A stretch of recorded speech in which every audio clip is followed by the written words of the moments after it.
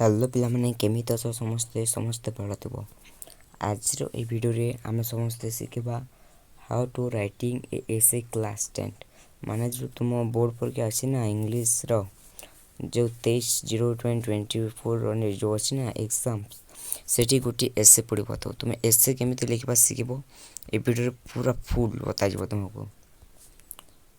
तो देखो तापर बोर्ड एग्जाम इंपोर्टेंट ऐसे होची बोर्ड एग्जाम रो बहुत इंपोर्टेंट तापर कोनो रियल आंसर की एटा रियल आंसर के तुम देखि पकाइबो ठीक अछि आ एटा 23/2/24 रे पढि पारे पढिबो ता माने तापर पिला माने आमे देखिबा को ऐसे पढिची केतोटी ऐसे पढिची आमो ई जो कोन अछि ना आमो ऐसे देखिबा आमे को ऐसे पढिची आउ को ऐसे बहुत इंपोर्टेंट तो आमो टेलीग्राम ग्रुप रे जदी आपण माने जॉइन नहांती तो जाके जॉइन हो जानती आउ सेठी तुमको इंपोर्टेंट क्वेश्चन गुडा को प्रोवाइड करा जिवो।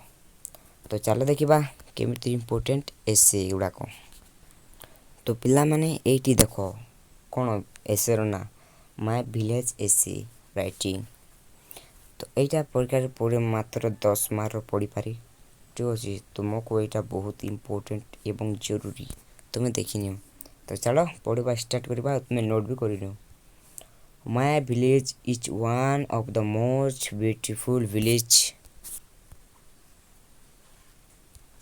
in the world. It give me a soothing and बहुत जरूरी पिला माने and relax in the life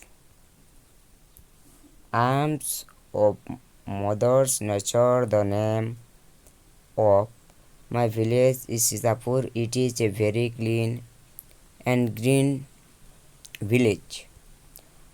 Mathura district of Uttar Pradesh.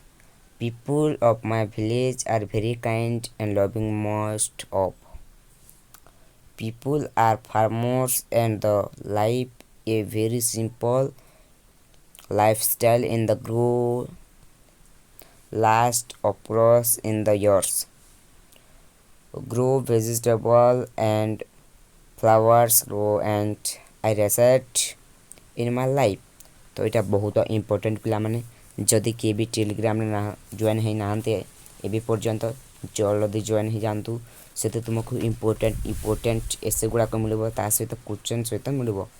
तो आज रो वीडियो रेति कि थाउ काडी गुटी नवा वीडियो रे आसीबा बाय बाय पिला माने।